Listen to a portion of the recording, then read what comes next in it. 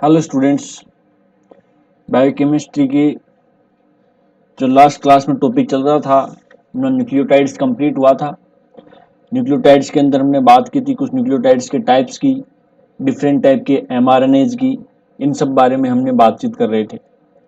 तो last time में मैंने डिफरेंट टाइप के कुछ आरएनए के टाइप बताए थे कि S N R N A क्या होता है, S N O R N A क्या होता है, M I R N A, S I R N A, ये जितने भी टाइप के आरएनए मैंने जो आपको बताए थे उन आरएनएज का थोड़ा ध्यान रखना। और जो मैंने राइबो एंजाइम आपको बताए कि राइबो एंजाइम क्या होते हैं और उनके कुछ एग्जाम्पल, वो चीज भी आप स्पेशली ध्यान रखना बायोकेमिस्ट्री के अंदर कि वो थोड़ी इंपॉर्टेंट है। आज हम दूसरा इंपॉर्टेंट टॉपिक जारी करने लग रहे हैं जिसका नाम है प्रोटीन। तो प्रोटीन जो है वो एक इंपॉर्टेंट टॉपिक है, बहुत सारा पोर्शन इससे कवर होता है। प्रोटीन, अब प्रोटीन जो है वो किससे बने होते हैं, क्या उनकी कंडीशंस होती हैं। तो जैसे मेटाबॉलिज्म के बारे में मैंने आपको बताया कि जब डाइजेशन होता है या फिर मेटाबॉलिज्म स्टार्ट होता है वो कहाँ से शुरू होता है, कार्बोहाइड्रेट से। सबसे पहले कार्बोहाइड्रेट से शुरू होगा, यानी कि कार्बोहाइड्रेट के अंदर भी मोस्टली ग्लूकोज से स्टार्ट होता है। ग्लूकोज के बाद में, यानी कि ग्लूकोज आपकी बॉडी में कंप्लीट हो चुका है, उसका ऑक्सीडेशन कंप्लीट हो चुका है यानी एनर्जी दे चुका है, और आपने काफ़ी टाइम से खाना नहीं खाया, तो वो फिर डाइजेशन कहाँ से होगा, ग्लाइकोजन जो आपके लीवर ने आपकी बॉडी में स्टोर करके रखा हुआ है। उसके बाद में एनर्जी कहाँ से मिली, ग्लाइकोजन से। तो ग्लाइकोजन का भी मान लो कंप्लीट ऑक्सीडेशन हो चुका है, लंबे टाइम तक आपने खाना नहीं खाया, फिर भी आपने खाना नहीं खाया, ग्लूकोज का हो चुका था, ग्लाइकोजन का हो चुका था। ग्लाइकोजन की मैंने आपको स्ट्रक्चर बताई, तो देखिए एक तो होता है ग्लाइकोलाइसिस, एक ग्लाइकोजेनेसिस और एक होता है ग्लाइकोजिनोलाइसिस। ग्लाइकोलाइसिस का मतलब तो होता है नॉर्मल ग्लूकोज से एनर्जी आपको मिलती है तो एनर्जी मिलेगी, उस कंडीशन को क्या बोलेंगे, ग्लाइकोलाइसिस। ग्लाइकोजेनेसिस का मतलब ग्लूकोज से ग्लाइकोजन का सिंथेसिस, जो मैंने आपको कार्बोहाइड्रेट के पॉलीमर्स में बताया था कि ग्लाइकोजन का बायोसिंथेसिस कैसे होता है। अब ग्लाइकोजिनोलाइसिस यानी कि ग्लाइकोजन से वापस ग्लूकोज का बनना क्या कहलाता है, ग्लाइकोजिनोलाइसिस। ग्लाइकोजिनोलाइसिस ये होता है ग्लाइकोजन से वापस ग्लूकोज बनना। तो ग्लाइकोजिनोलाइसिस के माध्यम से ग्लूकोज बना लिया जाएगा। तो फिर भी अगर आपने लंबे टाइम से खाना नहीं खाया है तो आपको एनर्जी कहाँ से मिलेगी, आपको एनर्जी मिलेगी लिपिड से। उसके बाद में आपको एनर्जी कहाँ से मिलेगी, लिपिड से, यानी कि बीटा ऑक्सीडेशन से। बीटा ऑक्सीडेशन, बीटा ऑक्सीडेशन से एनर्जी मिलेगी। उसके बावजूद भी आपने खाना नहीं खाया, उसके बावजूद भी अगर आपने खाना नहीं खाया तो फिर जो है एनर्जी आपको कहाँ से मिलेगी, प्रोटीन से। इस कंडीशन को क्या बोल सकते हैं, मेल न्यूट्रिशन। मेल न्यूट्रिशन का क्या मतलब हो गया, भुखमरी।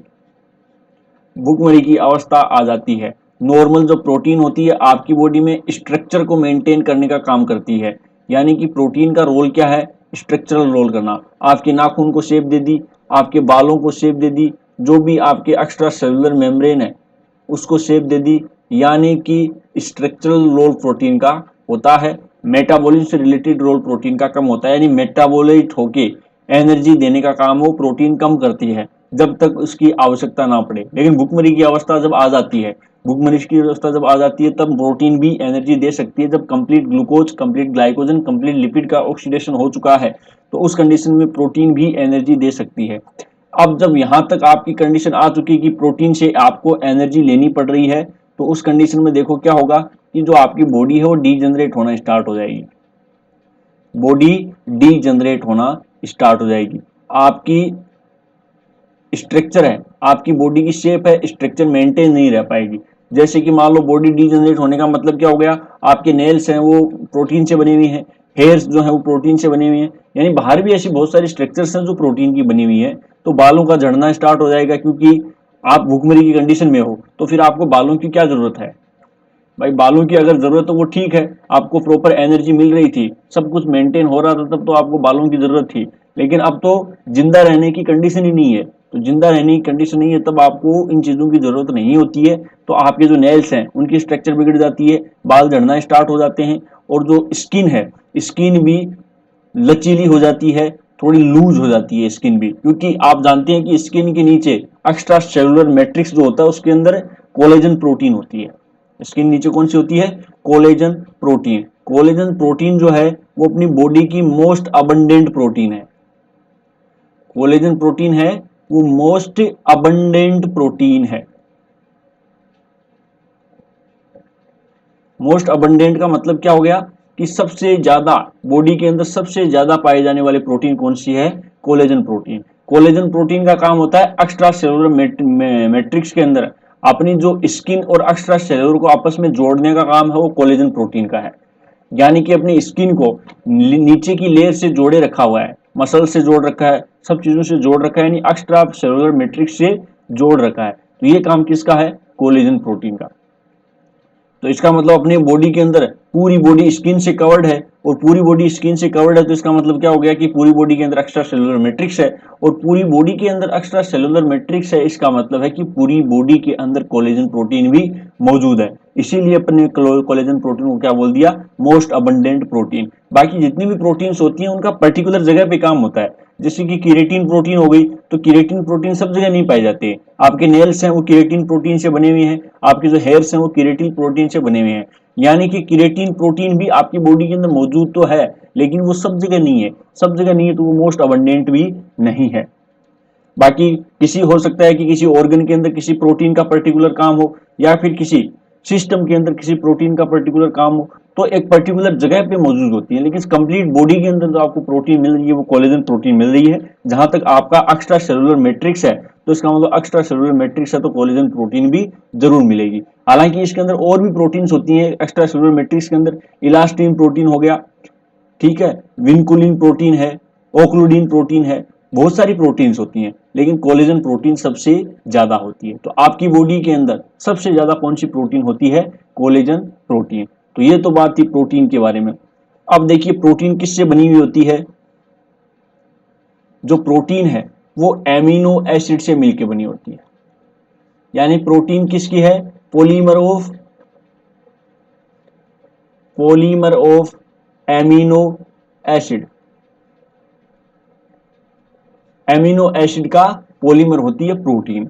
अब एमिनो एसिड आपस में जुड़ेंगे तब क्या बनेगी? प्रोटीन बनेगी। तो एमिनो एसिड आपस में जो जुड़ते हैं उस बॉन्ड को अपन बोलते हैं पेप्टाइड बॉन्ड। जो एमिनो एसिड आपस में जुड़ेंगे उस बॉन्ड को क्या बोलेंगे? Peptide bond. पेप्टाइड बॉन्ड के द्वारा एमिनो एसिड आपस में जुड़ेंगे और ये एक कोवैलेंट बॉन्ड होता है। पेप्टाइड बॉन्ड जो है वो एक कोवैलेंट बॉन्ड होता है, मजबूत बॉन्ड होता है। तो एमिनो एसिड्स के बारे में अपनी बॉडी के अंदर 20 टाइप के एमिनो एसिड पाए जाते हैं। लास्ट क्लास में हमने बात की थी इसके बारे में, 20 टाइप के एमिनो एसिड ही क्यों पाए जाते हैं इसके बारे में भी हमने बात की थी। तो वैसे अगर बॉडी कंटेंट अगर देखा जाए, बॉडी कंटेंट के मामले में अगर आप बात करो तो आपकी बॉडी में लगभग 300 एमिनो एसिड हैं। लगभग 300 एमिनो एसिड आपकी बॉडी के अंदर प्रेजेंट हैं। लेकिन जो ट्रांसलेशनल मैकेनिज्म के द्वारा protein, translational mechanism translational mechanism के द्वारा जो प्रोटीन बनती है और जितने एमिनो एसिड्स होते हैं वो कितने होते हैं? ओनली 20 टाइप के एमिनो एसिड। और ट्रांसलेशन के अंदर 20 टाइप के एमिनो एसिड्स ही क्यों पार्टिसिपेट करते हैं इसकी वजह भी मैंने आपको बताई, क्योंकि एमिनो एसाइल टीआरएनए सिंथेटेज होते हैं जो एमिनो एसिड को टीआरएनए पर लोड करने का काम करते हैं। लोड करने पर वो टीआरएनए है वो राइबोसोम के पास में एमिनो एसिड को लाता है। तो एमिनो एसाइल टीआरएनए सिंथेटेज जो हैं वो ओनली 20 टाइप के ही होते हैं। अपनी बॉडी में जो amino acyl tRNA synthetase enzyme है वो ओनली 20 टाइप के होते हैं। इसलिए जो प्रोटीन के अंदर है वो 20 टाइप के एमिनो एसिड ही मौजूद होते हैं।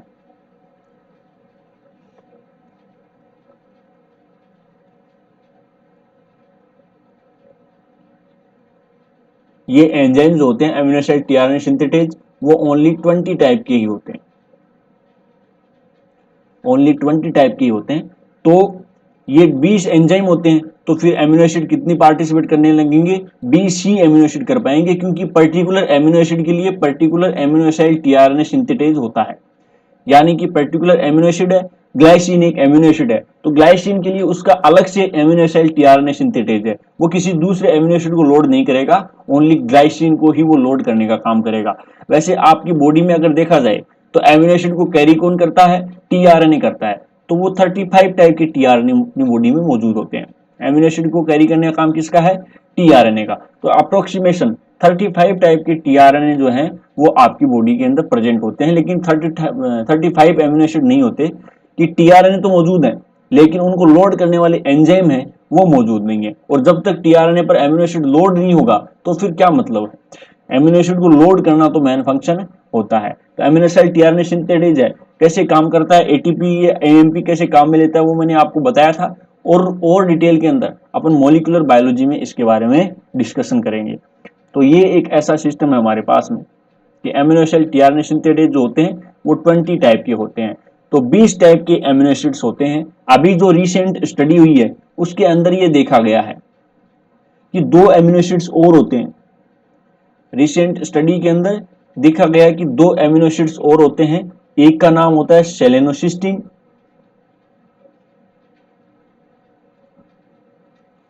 और एक होती है पायरोलाइसिन।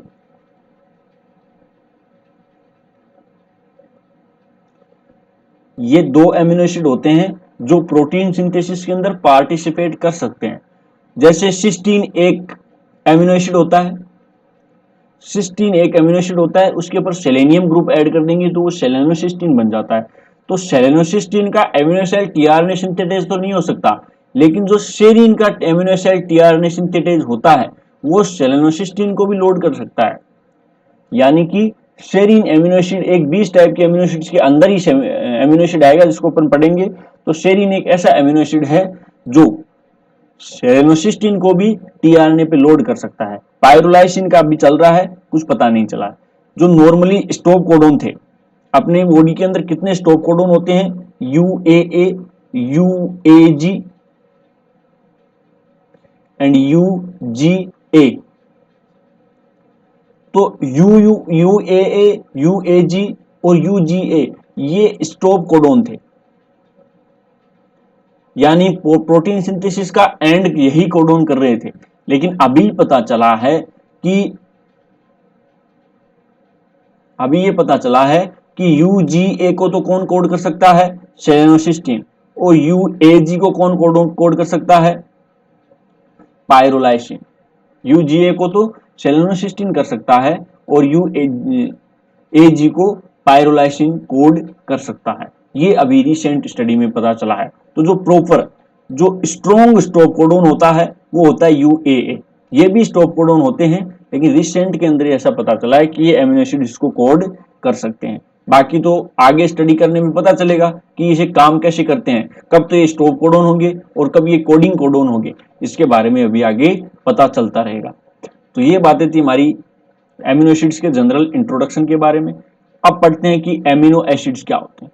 तो 300 एमिनो एसिड कहां से आए, जब 20 टाइप के एमिनो एसिड ही बन रहे हैं तो फिर 300 एमिनो एसिड टाइप के कहां से आए।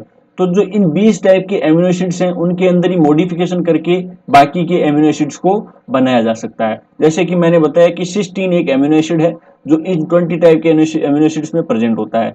तो इस सिस्टीन के ऊपर अगर हम अपन ने सेलेनियम ग्रुप ऐड कर दिया तो एक नया एमिनो एसिड बन गया सेलेनोसिस्टीन। उसी प्रकार से जब 2 सिस्टीन एमिनो एसिड्स को आपस में कंबाइंड करेंगे तो एमिनो एसिड बनता है सिस्टाइन। ठीक है, तो इस प्रकार से आर्जिनिन से अगर यूरिया ग्रुप हटा देंगे तो ओर्निथिन बन जाता है, वो भी एक एमिनो एसिड होता है। तो इसका मतलब क्या होता है कि 20 टाइप के एमिनो एसिड्स के अंदर मॉडिफिकेशन करके कोई चीज नई ग्रुप ऐड करके नया ग्रुप हटा के सारे मॉडिफिकेशन करके बाकी 300 एमिनो एसिड्स हैं उनको बनाया जा सकता है। अब अपन बात करते हैं एमिनो एसिड्स के बारे में।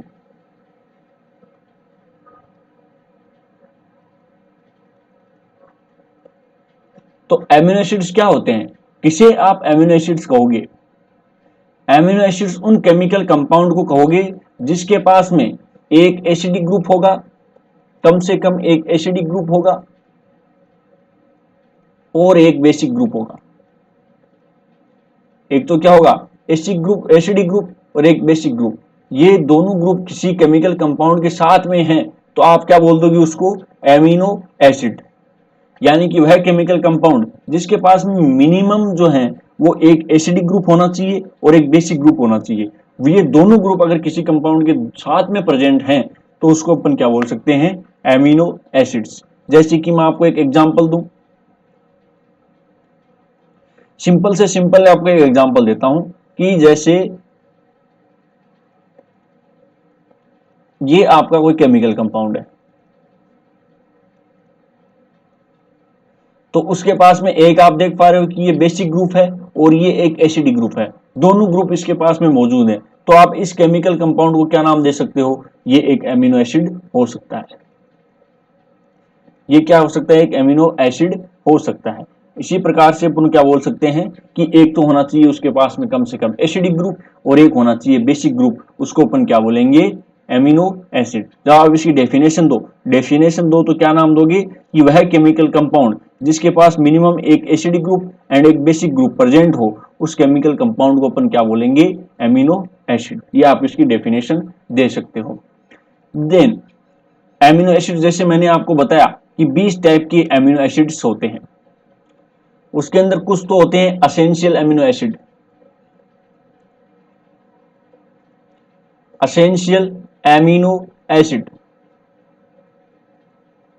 एंड कुछ होते हैं non essential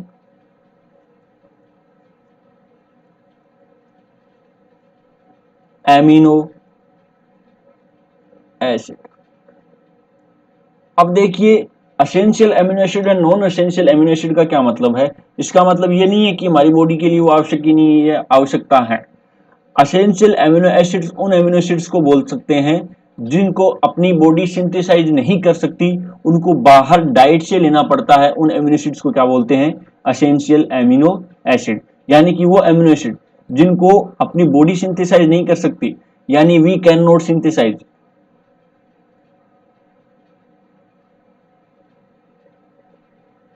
we cannot synthesize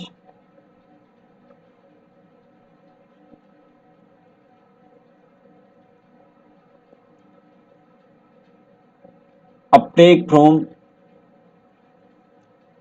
diet.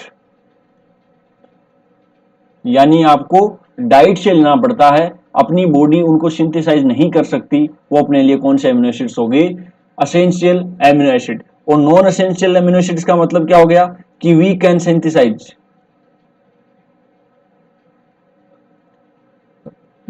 वह एमिनो एसिड जिनको अपनी बॉडी सिंथेसाइज कर सकती है, उनको बाहर से लेने की आवश्यकता नहीं है, उनको अपन क्या बोलते हैं, non essential amino acid, not required for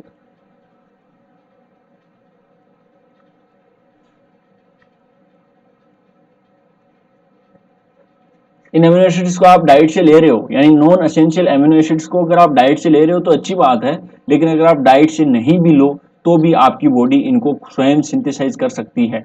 तो वह एमिनो एसिड जिनको अपनी बॉडी सिंथेसाइज नहीं कर सकती, उनको बाहर से डाइट से लेना पड़ता है, उन्हें हम क्या बोलेंगे, एसेंशियल एमिनो एसिड। और वह एमिनो एसिड जिनको अपनी बॉडी सिंथेसाइज नहीं कर सकती, उनको अपनी बॉडी सिंथेसाइज कर सकती है, डाइट से लेने की उसको ज्यादा रिक्वायर्ड नहीं है, उन एमिनो एसिड्स को क्या बोलेंगे, नॉन एसेंशियल एमिनो एसिड। तो इस प्रकार से दो टाइप के एमिनो एसिड्स अपने को देखने को मिलेंगे, या तो एमिनो एसिड्स होगा एसेंशियल या फिर होगा नॉन एसेंशियल। इनके एग्जांपल में है वो आपको साथ साथ में करवाता जाऊंगा, अभी करवाने की जरूरत नहीं है। उसके बाद में केमिकल स्ट्रक्चर्स पे जाते हैं, क्योंकि ये तो अपना जनरल इंट्रोडक्शन था, मेन चीज तो उनकी केमिकल स्ट्रक्चर ही है। क्वेश्चन आ सकता है एग्जाम के अंदर, जैसे कि पोलर एमिनो एसिड कितने होते हैं, किसी दो पोलर एमिनो एसिड्स की केमिकल स्ट्रक्चर बताओ, या फिर एसिडिक एमिनो एसिड्स क्या होते हैं और उनकी केमिकल स्ट्रक्चर, किसी दो एसिडिक एमिनो एसिड्स की केमिकल स्ट्रक्चर बताओ, बेसिक एमिनो एसिड्स क्या होते हैं, किसी दो के बेसिक एमिनो एसिड्स की स्ट्रक्चर बताओ। ऐसे क्वेश्चंस आते हैं। तो अपने को क्या जाना है, मेन तो केमिकल स्ट्रक्चर्स पे जाना है। तो केमिकल स्ट्रक्चर के अंदर जैसे मैंने आपको शुरू में छोटी सी स्ट्रक्चर बताई कि उस किसी के पास एक एसिडिक ग्रुप है और एक बेसिक ग्रुप है, तो वो भी क्या कर सकता है, एमिनो एसिड हो सकता है। लेकिन जनरल जो अपनी बॉडी के अंदर एमिनो एसिड्स पाए जाते हैं उनकी केमिकल स्ट्रक्चर क्या होती है, जो सब एमिनो एसिड की कॉमन केमिकल स्ट्रक्चर देखने को मिलेगी वो आपको कुछ ऐसे मिलेगी।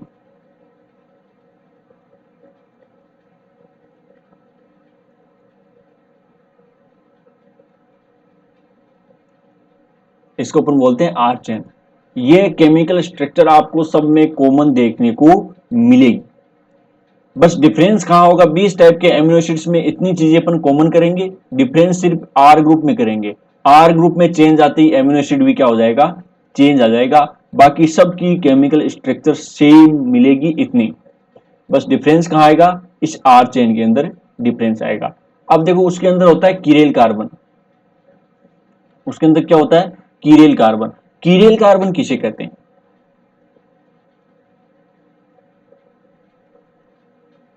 कीरेल कार्बन क्या होता है, आप जानते हो कि जो कार्बन की वैलेंसी होती है वो 4 होती है, यानी कि वो 4 हाइड्रोजन बॉन्डिंग कर सकता है, किन्हीं कंपाउंड के साथ में 4 हाइड्रोजन बॉन्डिंग है वो कर सकता है।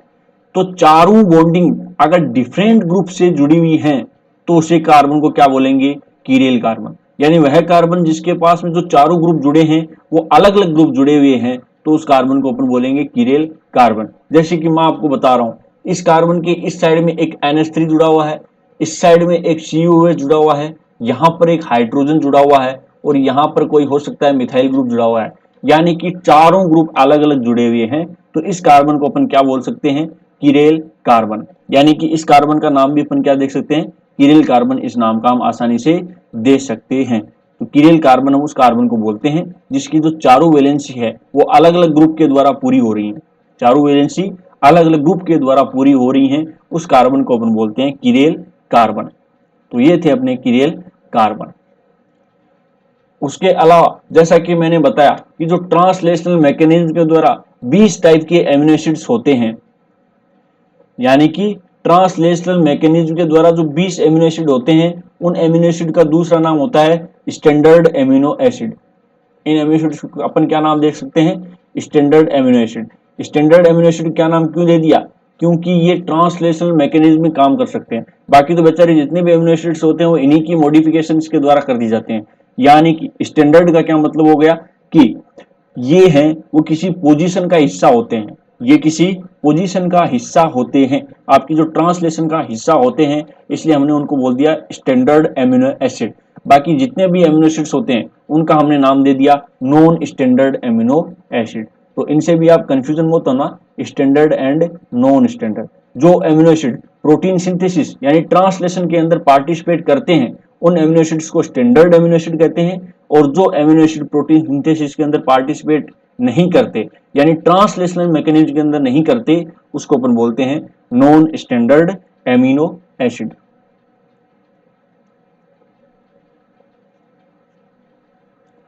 तो ये बातें थी हमारी जनरल इंट्रोडक्शन एमिनो एसिड्स के बारे में। अब अपन ये देखेंगे कि ये 20 टाइप के एमिनो एसिड्स कौन कौन से होते हैं, 20 टाइप के एमिनो एसिड्स जो हैं वो कौन कौन से होते हैं, इनकी अपन डिटेल देखते हैं। तो सीक्वेंस से, जैसे कि मैं आपको जिस सीक्वेंस से एमिनो एसिड्स की स्ट्रक्चर बताऊंगा उसी सीक्वेंस से आपको याद करनी है और 100% मान के चलना कि ये एमिनो एसिड्स के बारे में एग्जाम्स में क्वेश्चंस पूछे जाते हैं, और कंपटीशन के अंदर तो 100% ही एमिनो एसिड्स से क्वेश्चन आते हैं, तो ध्यान रखना इन चीज का। तो पहला एमिनो एसिड्स है ग्लाइसिन। पहला एमिनो एसिड्स क्या है, ग्लाइसिन। ग्लाइसिन को सिंबल G से डिनोट करते हैं। हर एमिनो एसिड्स का सिंबल भी ध्यान में रखना, सिंबल क्या काम आएगा, जैसे कि कोई प्रोटीन है वो 50 एमिनो एसिड से बनी हुई है, प्रोटीन जो है वो 50 एमिनो एसिड से बनी हुई है। अब क्या 50 एमिनो एसिड्स को एक पेज पर अपन लिख पाएंगे ऐसे कि चलो 50 एमिनो एसिड्स को एक पेज पर लिखो, एक पेज पर लिखेंगे तो पता नहीं कैसे उनकी सीक्वेंस बनेगी। तो उन 50 एमिनो एसिड्स के सिंबल लिखे जाते हैं, जैसे ग्लाइसिन का G होता है, एलानिन का A होता है, उसी प्रकार से प्रत्येक एमिनो एसिड का उसका पर्टिकुलर सिंबल होता है।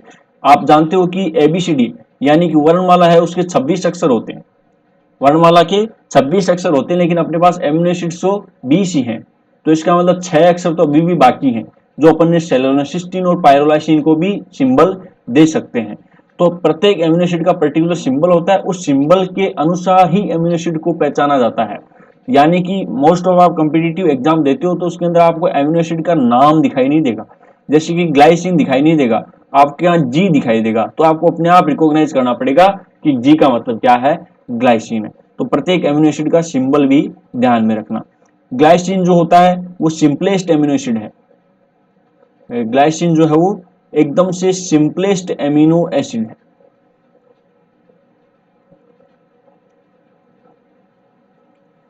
Simplest amino acid.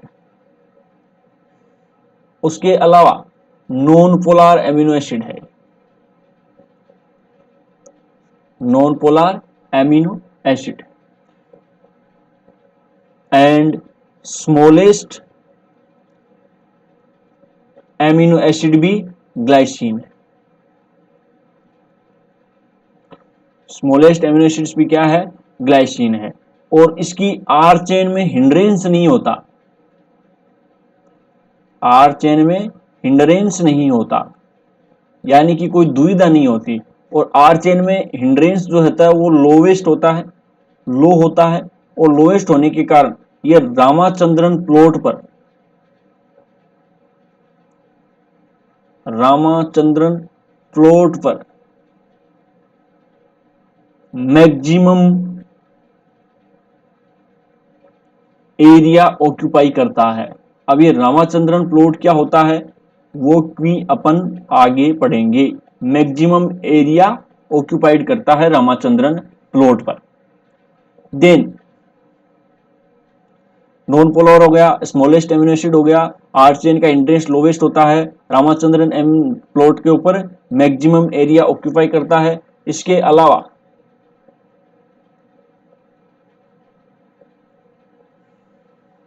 Collagen protein जो होती है, कोलेजन प्रोटीन में मैक्सिमम क्वांटिटी किसकी होती है, ग्लाइसिन की ही होती है। मैक्सिमम क्वांटिटी ग्लाइसिन के अंदर होती है। ये एक ऐसा एमिनो एसिड होता है जिसके पास में कीरेल कार्बन नहीं होता। एक ही एमिनो एसिड ऐसा है जिसके पास में कीरेल कार्बन नहीं है, और कीरेल कार्बन नहीं है तो ये ऑप्टिकल रोटेशन नहीं देगा, यानी कि ऑप्टिकली क्या होगा, इनएक्टिव। यानी कि आप डी फॉर्म एल फॉर्म वो इनकी नहीं बताए थे। इसके अलावा एक मोस्ट इंपोर्टेंट आपको बात बता रहा हूं, वो ध्यान रखना कि बायोलॉजिकल सिस्टम में, अब जब ऑप्टिकल एक्टिवेशन की बात आ गई तो मैं आपको बता देता हूं, स्पेशली इसको नोट कर लेना कि बायोलॉजिकल सिस्टम में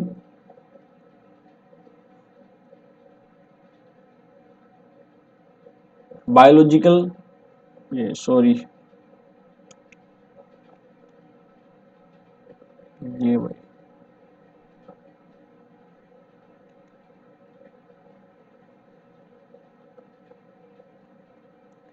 बायोलॉजिकल सिस्टम में जो शुगर होती हैं वो डी फॉर्म में पाई जाती हैं, शुगर होती है वो डी फॉर्म में पाई जाती हैं, और जो एमिनो एसिड होते हैं वो एल फॉर्म में पाए जाते हैं। ये स्पेशली ध्यान रखना। ओनली जो पेप्टिडोग्लाइकन की मैंने आपको स्ट्रक्चर बताई,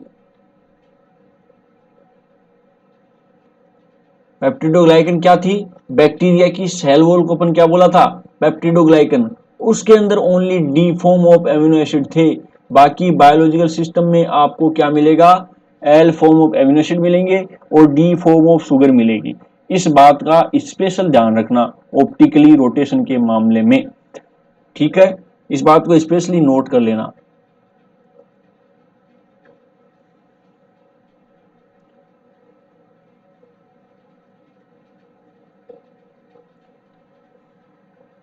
अब ग्लाइसिन की केमिकल स्ट्रक्चर के बारे में देखते हैं कि ग्लाइसिन की केमिकल स्ट्रक्चर कैसी है। जैसा कि हमने बताया, जो ग्लाइसिन होता है वो कीरेल कार्बन नहीं होता, और कॉमन स्ट्रक्चर हमने सबकी आपको बताई दी।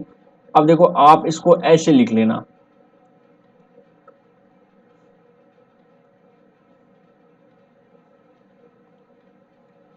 और यहां नीचे भी H है, तो ये क्या है, ग्लाइसिन।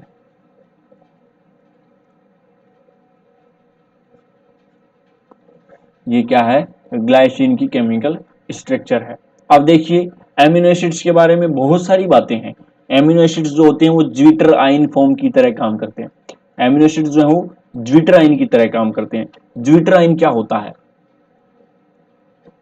आपने बीएससी में केमिस्ट्री में पढ़ा है ज्विटर आयन के बारे में। बायोलॉजी वाले इतना ही जानते हैं कि वह आयन जिसके पास में इलेक्ट्रॉन देने की कैपेसिटी हो और इलेक्ट्रॉन लेने की कैपेसिटी हो, दोनों ही काम करने की कैपेसिटी हो, उस आयन को क्या बोलते हैं, ज्विटर आयन। जैसे ये आपको दिख रहा है, इलेक्ट्रॉन लेने की कैपेसिटी है, नेगेटिव चार्ज है, और ये पॉजिटिव चार्ज है, यानी इलेक्ट्रॉन सॉरी CO की इलेक्ट्रॉन देने की कैपेसिटी है और इसकी इलेक्ट्रॉन लेने की कैपेसिटी है। तो इस प्रकार से इलेक्ट्रॉन देने की कैपेसिटी और इलेक्ट्रॉन लेने की कैपेसिटी किसी केमिकल मॉलिक्यूल्स के अंदर, केमिकल कंपाउंड के अंदर इलेक्ट्रॉन देने की भी कैपेसिटी हो और इलेक्ट्रॉन लेने की भी कैपेसिटी हो, उस आयन को क्या बोलते हैं, ज्विटर आयन। तो जो एमिनो एसिड्स होते हैं वो ज्विटर आयन की तरह काम करते हैं, क्योंकि उनके पास में एक एसिडिक ग्रुप भी होता है और एक बेसिक ग्रुप भी होता है, तो इसलिए किस फॉर्म में काम कर सकते हैं, ज्विटर आयन। एंड उनका दूसरा नाम भी दिया जाता है एम्फीपैथिक मॉलिक्यूल।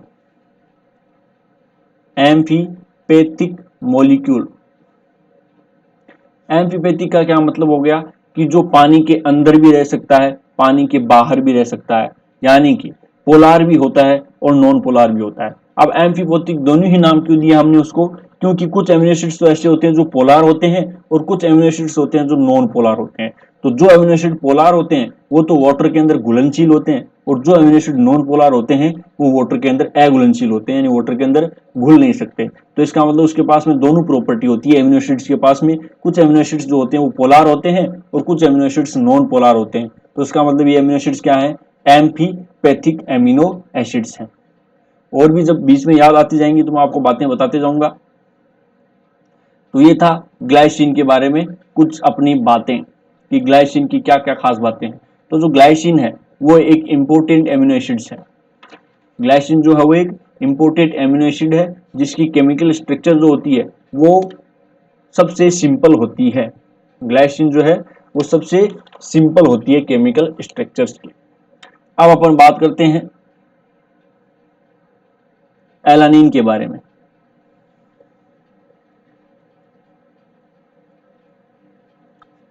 एलानिन को सिंबल दिया जाता है ए, और एलानिन का सबसे मोस्ट इंपॉर्टेंट काम है अपनी बॉडी के अंदर यूरिया ट्रांसफर करने का। अपनी बॉडी में क्या काम करने का, यूरिया ट्रांसफर करने का काम कौन करेगा, एलानिन करता है। और नितिन साइकिल के अंदर आप पढ़ोगे कि जो यूरिया ट्रांसफर का काम है वो एलानिन ही करता है। एलानिन के पास में कीनेल कार्बन होता है। Glycine non essential amino acid था, हालांकि essential and non essential amino acids की मैं आपको लास्ट में लिस्ट बनवा दूंगा, लेकिन मैं आपको बता दूं ग्लाइसिन एंड एलानिन ये जो दोनों ही हैं वो नॉन एसेंशियल एमिनो एसिड हैं, नॉन पोलार हैं, नॉन एसेंशियल एमिनो एसिड्स हैं। तो इसकी केमिकल स्ट्रक्चर देखेंगे तो ऐसी कुछ इसकी केमिकल स्ट्रक्चर है।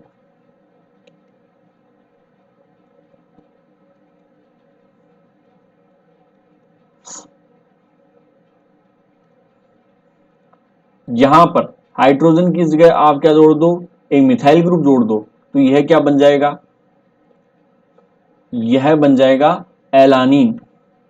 यह अपना एलानीन बन जाएगा।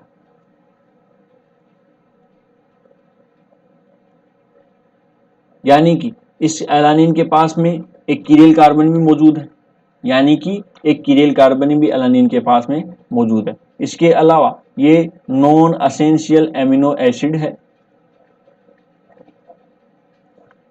नॉन पोलार है,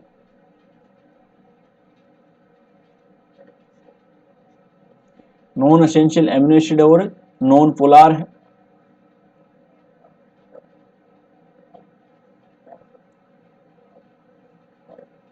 देन आप इसके बारे में और क्या बातें कह सकते हो कि ये बाकी जितने भी एमिनो एसिड्स होते हैं उसका पेरेंट मॉलिक्यूल होता है।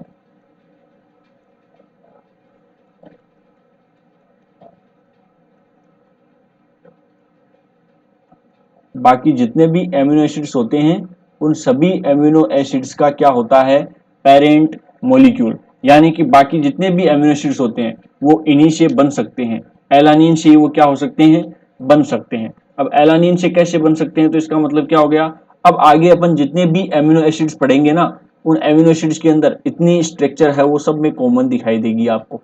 यानी कि अब तक तो आप क्या देख रहे थे, ओनली इस आर चेन को हटा के इन तीन चीजों को कॉमन देख रहे थे, और अब जितने भी एमिनो एसिड्स बनेंगे उसको क्या है, ये इतनी स्ट्रक्चर आपको सब में कॉमन दिखाई देगी। अभी देखते हैं कि सब में कॉमन दिखाई कैसे देती है। तो ये बात हो गई दो टाइप के एमिनो एसिड्स के बारे में। अब बात करेंगे branched chain amino acid.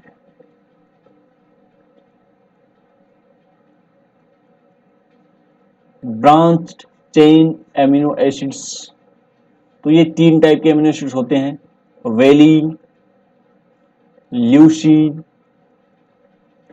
Isoleucine.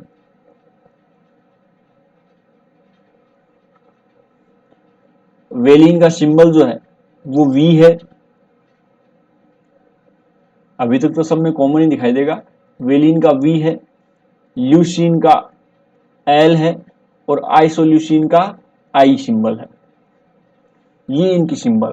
अब जैसा कि मैंने आपको बताया, एलानिन जो होता है वो सबका पेरेंट मॉलिक्यूल होता है, तो इसकी स्ट्रक्चर के अंदर देखेंगे कि कैसे ये पेरेंट मॉलिक्यूल होता है। जैसे कि मान लो इसको ऐसे दिखाएं,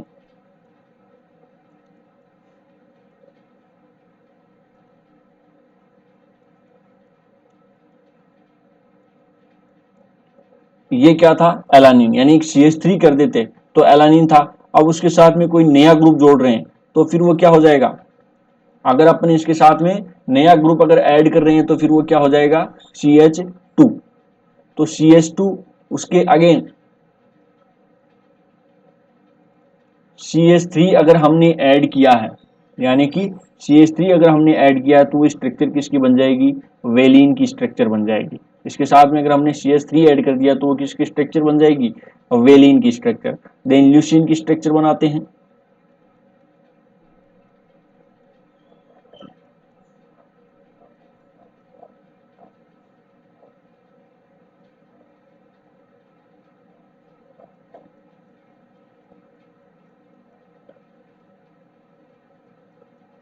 ये स्ट्रक्चर होती है ल्यूसीन की। तो आप देख पा रहे हो एलानिन जितना तो सब में कॉमन ही चल रहा है, एलानिन जितना तो क्या चल रहा है, सब में कॉमन ही चल रहा है, उसमें कोई डिफरेंस नहीं आ रहा। अब देखते हैं आइसोल्यूसिन की स्ट्रक्चर।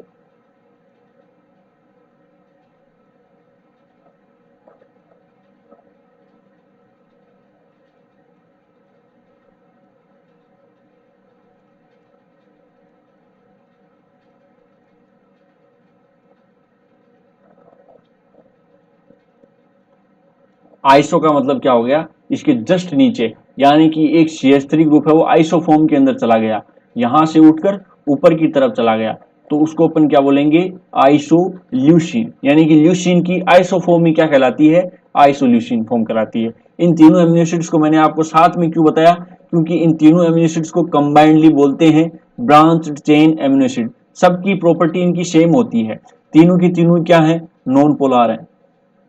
तीनों के तीनों एमिनो एसिड्स ही क्या है, नॉन पोलर है, नॉन पोलर एमिनो एसिड है। तीनों की तीनों ही असेंशियल एमिनो एसिड्स हैं।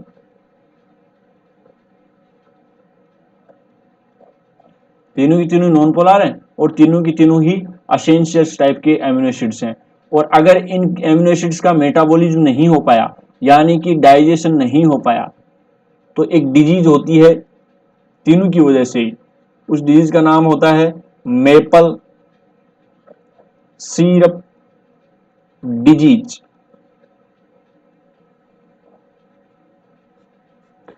यानी कि मेपल जो होती है वो एक सिरप जैसी आती है, उसके अंदर एक स्मेल आती है। तो जब इन एमिनो एसिड्स का डाइजेशन प्रॉपर नहीं हो पाएगा तो फिर यूरिन के थ्रू ये एमिनो एसिड अपनी बॉडी से बाहर निकलना स्टार्ट हो जाएंगे। यानी कि बॉडी के अंदर डाइजेशन अगर नहीं हो रहा है, बॉडी के अंदर डाइजेशन नहीं हो पा रहा है, तो एक डिजीज होती है जिसको मेपल सिरप डिजीज बोलते हैं। उसके अंदर क्या होता है कि डाइजेशन नहीं होगा तो ये एमिनो एसिड्स अपनी बॉडी के अंदर क्या करेंगे, तो ये एमिनो एसिड्स जो है वो यूरिन के थ्रू बाहर आते हैं और यूरिन के अंदर इस मेपल सिरप की जैसी स्मेल आती है। इसके कारण इस डिजीज को हमने क्या बोल दिया, मेपल सिरप डिजीज। इसके अलावा इसके अंदर आप एक चीज और खास बात देख रहे हो, आइसोल्यूसिन के अंदर मैंने आपको कीरेल कार्बन की डेफिनेशन बताई थी कि वह कार्बन जिसकी चारों वैलेंसी हैं वो अलग अलग ग्रुप से पूर्ण होती हैं, उस कार्बन को हमने कीरेल कार्बन कहा था। तो इसके अंदर आप ये देख पा रहे हो एक कीरेल कार्बन ये है, इन सब के अंदर एक एक कीरेल कार्बन है। ग्लाइसिन के अंदर तो एक कीरेल कार्बन भी नहीं था, बाकी एलानिन वगैरह इन सब के अंदर एक कीरेल कार्बन है। लेकिन आप आइसोल्यूसिन को ध्यान से देखोगे तो आप ये पाओगे कि ये जो सेकंड नंबर कार्बन है वो भी कीरेल कार्बन है, यानी इसको हमने अल्फा नाम दे दिया है। तो इस कीरेल कार्बन सेकंड को क्या नाम दे देंगे, बीटा नाम दे दो। इसको क्या नाम दे दो, बीटा। तो इसके अंदर आप देखो ये की तो कीरेल कार्बन है ही, NH3 ग्रुप भी अलग है, हाइड्रोजन अलग है और कार्बोक्सिलिक ग्रुप अलग है और एक मिथाइल ग्रुप, यानी कि चारों ग्रुप अलग वैलेंसी हो रही है। तो इसका नाम कीरेल कार्बन आराम आसानी से बोल सकते हैं। इस कार्बन के अंदर आप देखिए इस साइड में तो ये कार्बन जुड़ा हुआ है, इस साइड में हाइड्रोजन जुड़ा हुआ है और इस साइड में मिथाइल ग्रुप जुड़ा हुआ है और इस साइड में इथाइल ग्रुप जुड़ा हुआ है। तो इसका मतलब इस कार्बन की भी वैलेंसी चारों ग्रुप से अलग अलग हो रही है, अलग अलग कंप्लीट हो रही है और अलग अलग कंप्लीट हो रही है। तो इसका मतलब क्या हो गया कि इसके अंदर आइसोल्यूसिन के पास में 2 कीरेल कार्बन होते हैं, 2 कीरेल कार्बन होते हैं। अब की बार जो IIT बॉम्बे यानी कि जो गेट की एग्जाम हुई थी उसके अंदर इस बारे में पूछा गया था, आइसोल्यूसिन के अंदर कितने कार्बन, कितने कीरेल कार्बन होते हैं। यानी कि निम्न में से 2 कीरेल कार्बन किन किन में होते हैं, तो एक तो आइसोल्यूसिन होता है और एक थ्रियोनिन एमिनो एसिड आएगा जिसके बारे में हम आगे बात करेंगे। तो थ्रियोनिन एमिनो एसिड्स के अंदर भी 2 कीरेल कार्बन होते हैं। इन दोनों का आप अच्छे से ध्यान रखना। अब की बारी रिसेंटली ही गेट के अंदर ये पूछा गया क्वेश्चन है। तो एमिनो एसिड्स मैंने जैसे कि बताया कि मोस्ट इंपोर्टेंट टॉपिक है, उसका आपको स्पेशली ध्यान रखना है। तो आज हमने 5 एमिनो एसिड्स के बारे में पढ़ा है। Just a second.